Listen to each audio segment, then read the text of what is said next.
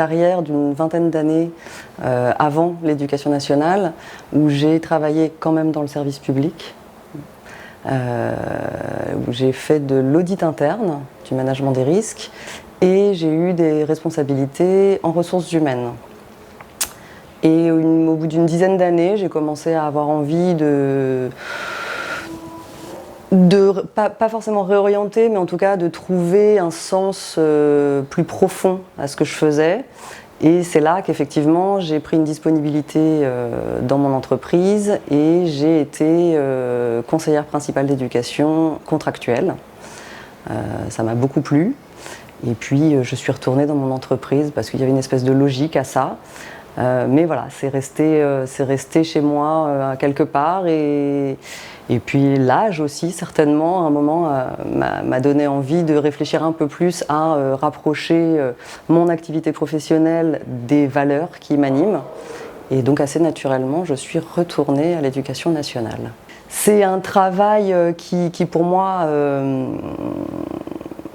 a quelque chose de concret.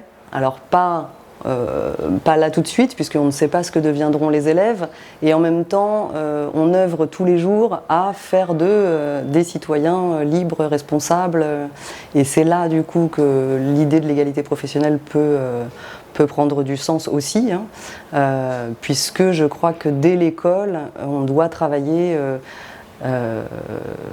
sur la lutte contre les discriminations, dont celle de genre, mais sur la lutte contre les discriminations au sens large.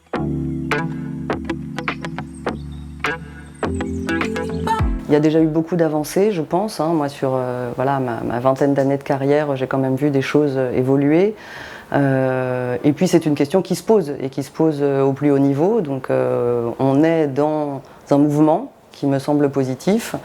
Je pense, encore une fois, que ça se travaille avant la vie professionnelle. Ça se travaille notamment à l'école. Après, c'est une question sociétale plus large, mais l'école peut, je pense, jouer un rôle sur le développement chez les petites filles et les petits garçons de l'égalité de genre.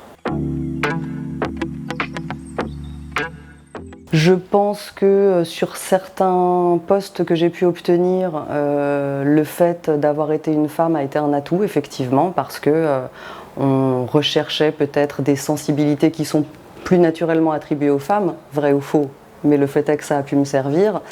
Ça a pu aussi me desservir justement sur d'autres postes auxquels je prétendais et auxquels on s'imaginait peut-être plus d'avoir un homme de plus de 50 ans, parce qu'en plus j'étais jeune, je cumulais le fait d'être jeune et femme.